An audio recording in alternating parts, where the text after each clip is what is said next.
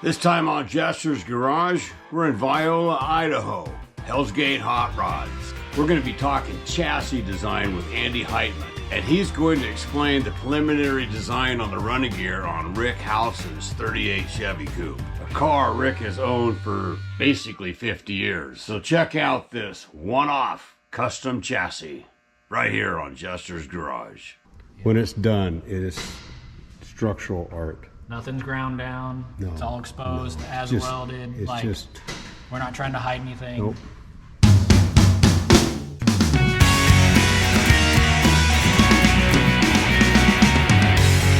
This episode of Jesters Garage, we're with Andy Heitmann, owner and operator of Hell's Gate Hot Rods. And he's building a kick-ass chassis for Rick House's 38 Chevy Coupe. What do you think?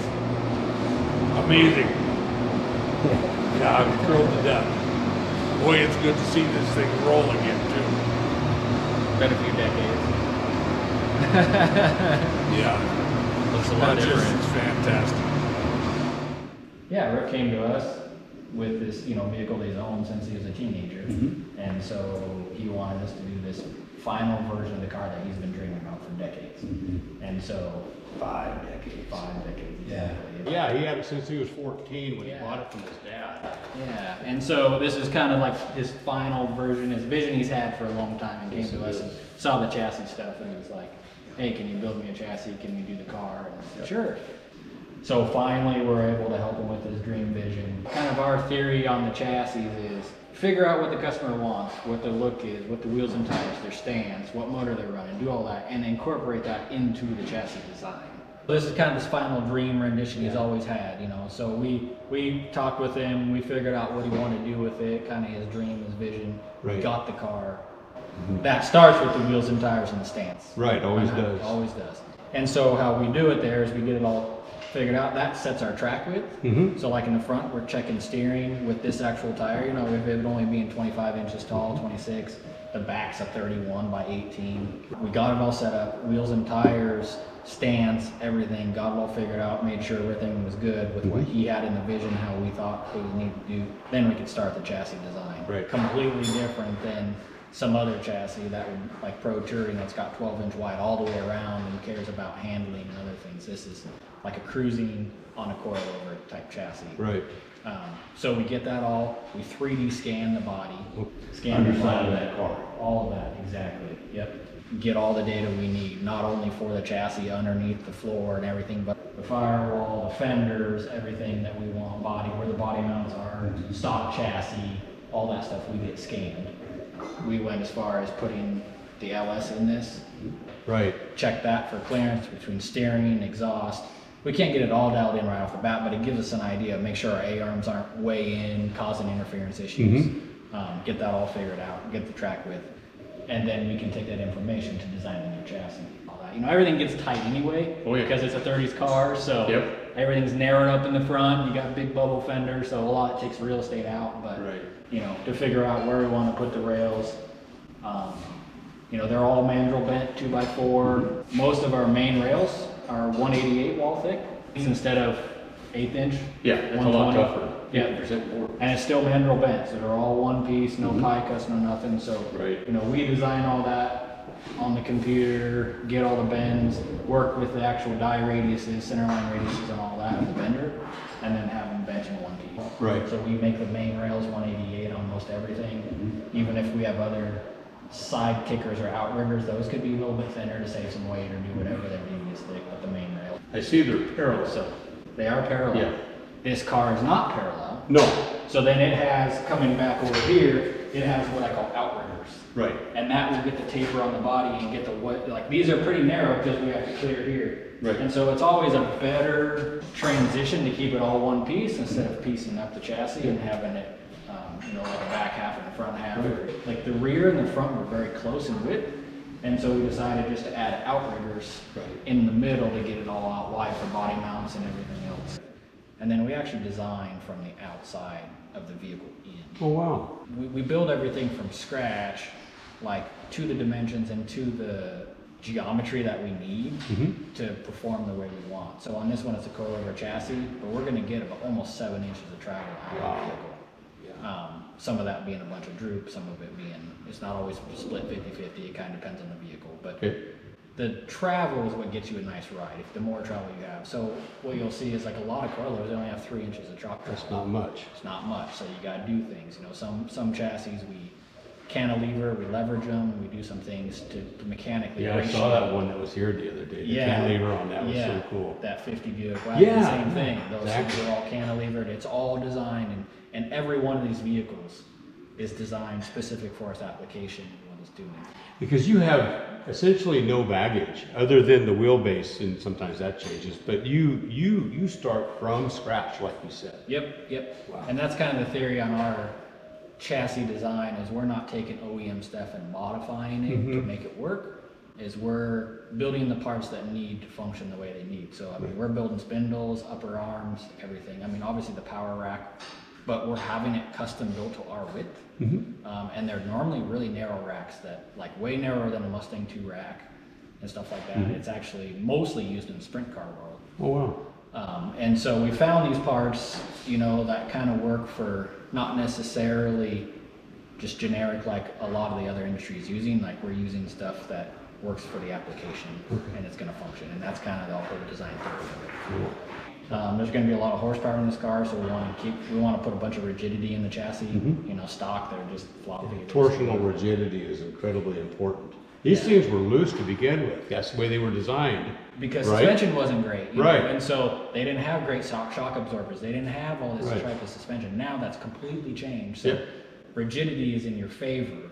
Right. For the most part. Yeah. I mean, too rigid and you can feel it. But I mean, for all intents and purposes, that's why everything's getting boxed. Everything's because they can handle, like, you start having other movement, you can't control that. Right. Whereas if you're designing a rigid chassis and a suspension, you can control suspension movement, you can control shock dampening, rebound, bound, you know, you can control all that, then you can change it. If it's all in torsional flex, there's nothing you can do. Right. You know, and so you're at the mercy of however you build it. So Right. this will be a triangulated 4-link rear setup, super narrowed axle, and then it'll be independent front suspension, coilovers. It's all designed on the computer before we even cut one piece of metal. Make sure everything's gonna fit, clearances, it cycles where we want. Everything, you know, works out that way. The suspension is very sensitive to geometric changes, especially in the IFS. So we're making everything, we're making spindles, we're making upper arms, lower arms, and how we move all that and how we change that in the track width affects it quite drastically. Right. I mean, we can move the upper A-arm a 1/4 inch, and that would change our camber in our movement by 2 degrees. Yeah, roll centers and all that sort Roll of stuff. center, center of gravity, everything. Yeah. You know, and then we gotta start looking at Ackerman, we gotta look at everything and see where it all is. And it's kind of like this balancing act. Yeah, and you studied all that stuff, so you're really savvy. Yeah, so and then like spindle inclination, you know, and so we're trying to take upper ball joint, lower ball joint, and trying to get it where we need it for steering and feedback. So we take the spindle inclination and we figure out the scrub radius on the front to know how much steering feedback we have. Right, You know, one way or the other. and what exactly, and what does the owner prefer? Does he prefer a little bit of feel? Does he want it neutral? Does, you know, I mean, and we don't like get crazy in the weeds with them because most drivers are not really gonna know or care, you know, and so we try to hit them all where, but it's good to know because the scrub radius on this tire versus a 12-inch wide Pro Touring is completely different on how much feedback you want. And when you're building your own uprights, you can change the kingpin inclination where nobody else really can. Because Exactly. you're buying store-bought stuff off the shelf. Exactly, we're building them from scratch. But you can move that stuff around to suit the track width and the width of the car and just everything, because everything is custom. Exactly. Which is incredible, really. Yeah, and this car doesn't, this one's not really like pushing the limits of anything because it's just a coilover cruiser car. But I mean, we've made chassis that have 10, 11 inches of lift on airbags, but only camber 2 degrees and 10 inches. You know, and you can't get that with a lot of stock stuff or how other people are designing. Like people take Corvette suspension and modify it so they can have IRS and other stuff. But once it falls out of that 3-4 inch range of movement, it just falls apart. It's all over the chart. Yeah, everything cambers in. You see all these vehicles, you know, just wearing tires weird, not driving great, bump steering like crazy. And so that's where I kind of started this whole thing of just like wanting to get to chassis designs and chassis fabrication that is specific to the application, and especially on the extremes, the airbag stuff, and make it handle and ride well, because they've got a bad rep and they don't need to. Let's take a closer look. All right. So here in the front, we'll have a cross member that ties in all the suspension. Steering rack will be bolted to it and all that. So that will be a completely sheet metal cross member that we fabricate. It's kind of a funky design to make sure we clear all the steering, get the steering mounted where we want, because that all accounts for Ackerman, bump steer, all that. So we got to place that rack exactly where we want it. It's all either like 3/16 or 11 gauge, you know, depending on what the part is and how it all boxes and everything. And it'll also incorporate the lower mount for the A-arm. Then we'll move back in here and we'll have a cross member to hold the transmission in the rear. We'll also have what I consider like a frame stiffener. So there'll actually be a cross member here and here, and then there'll be connectors, like subframe connectors that'll come in between. And that'll help with that torsional rigidity of the chassis. And then on this car, because it's a big, fat, wide car in the middle, we're going to have these outriggers at. So you can see that's what these fixtures are for right here. And there's going to be mandrel bent as well. And we have them over But they're a different bend, where this mandrel bend goes this way, those other ones go this way, right? So this is considered the hard way. Okay. This is called a hard way bend. Because this is a lot of stretching in here. Because you're bending across the 4-inch cross section. Okay. Where then you come this way and you're bending this way on the 2-inch. Okay. Then that's called the easy way bend. Okay. So yes, the tube is still a vertical orientation, but our bends are 90 degrees. Right. And so you're drawing this whole thing up, and then you give it to a company and they do all this for you? Yeah. Okay. We don't own the mandrel bender in-house. Right. But they're bent to your specs, and it's just exactly what you need. Exactly. We're bending 2 of everything, basically. So then we'll have these frame stiffeners, or like more torsional rigidity in the front. And then there'll be a cross member here with like exhaust pass-throughs and everything to get through here. A lot of my cross members we designed to be a little bit shorter than 4-inch cross section, so that we have places for plumbing and wiring and things to pass through, and as we're pulling it on the chassis. And then we'll move back into here to the triangulated 4-link. And so it'll, like, the upper bars will come from the center and the rear end out each side, and then lower bars from under here that comes through. And this is all really tight packaging on this vehicle, because, I mean, they're huge. 18 inches wide both sides. Yeah. It's not a super wide car to begin with, because it's only in 30s. So I don't remember the exact measurement, but it's only like 25 inches wide on this chassis. We went through several renditions to kind of package it, and also get the geometry and the wheel travel that we wanted. So, I mean, we're using a coilover that's got 6.5 inches of travel on it. Wow. So that we can get that comfort out of it, and we can spring it a little bit softer in the rear, especially on vehicles. They always get sprung a little stiff, in my opinion, because they run out of suspension travel very fast. Yeah. You know, an IFS is mechanically advantaged. It's in the middle of the components of the arm. And so the shock only moves 3 inches, but your tire moves 6. Oh yeah, right. The rear, you're hooked straight to the rear end. So now all of a sudden your rear can only move 3 inches with the same coilover. Yeah. You know, that doesn't work very well. So then we go to a longer, what I quote unquote long travel coilover, which isn't super common in the street rods. You gotta approach that off-road. You got to make room for it, height-wise. Make room for it, and you got height, and you got everything. You got, you know, and so this will have mounts up here to mount, and then on the rear end. And so it's all kind of a balancing act to get, you know. And then it'll be in the back, and we left room for a fuel cell, tank in the trunk, you know, figure all that out. So yeah, how cool is that? So these are the outriggers. These are the outriggers. Oh wow! So are these 120 or these? These are. Yep. Okay. These are, and these are actually 2x3. Oh. Instead of 2x4, like I mentioned before. Right. Are they flush with the top or flush with the bottom? I believe they're flush with the top. Okay. Yep. Nice. So the main reason for these is body mounts. Yeah. And then it leaves enough room for plumbing, electrical, and all that. So this will show.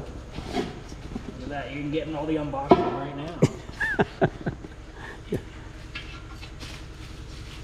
So there you can see this is the outrigger here, and this is what we call the easy way bend. Right. On a 2x3 120 profile.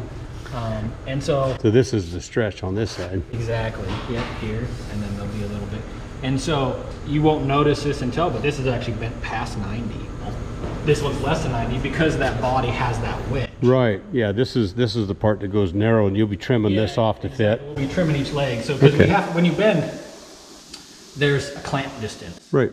So the clamp, you know, it's the machine's grabbing here, it's clamping here, and it's rolling around the mandrel and everything. It's got to have a set distance. Yeah. There's a lot of metal forming that you got to have extra metal to hold on to. And this fixture here is what holds everything in place. Yeah, that's what those, and you'll see like this distance here.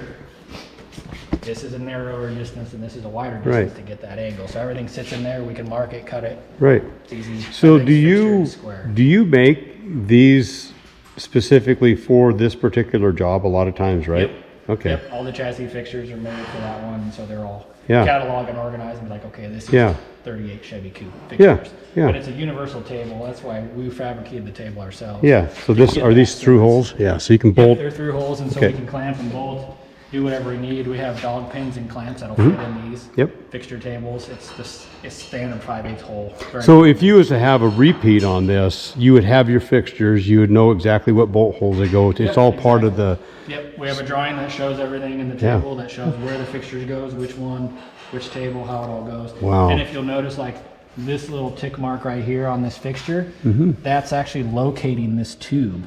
So when this tube wraps around the mandrel bend, it's going to butt up against that. Oh, okay. So that sets our forward mass of Yeah. where that tube Yeah. goes. Fantastic. Yeah, so there's just little tiny things that we have to account for Sure, when yeah. we're designing it, which I is love fixtures. part of that. Yeah, it makes life so much Oh easier. yeah.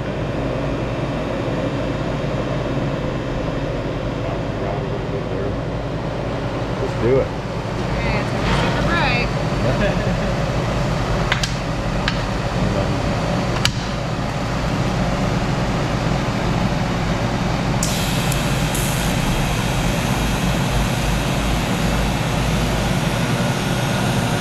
This is an old Ford V8 trick. Oh yeah, exactly. Yeah, so from the 30s and 40s, all the Ford V8s mounted like this. Yeah. What this does, it makes it so much easier to install. And this is beautiful here. Yep. So then the same thing, fully TIG welded around the frame, and then also here on the chassis, and it just makes it so much easier than trying to do a sideways. Yeah, you kind of did the same thing on the body mounts. Yep. Yeah, we try to build everything with like serviceability and ease of building involved in it, and not just what's easy for us, Right. you know, to build it the first time. Also look at it like, how's the chassis going to go back together after everything's painted? So you don't have to go through about, you know, you're trying to set a motor in, trying to set a body on, not scratch everything, like make it as easy as possible to reassemble. Next episode in this series, we're going to take an in-depth look at the chassis in the world of Fusion, the computer program that Andy uses to 3D model everything and get it all right. He'll be giving you the rundown on how he developed all these models.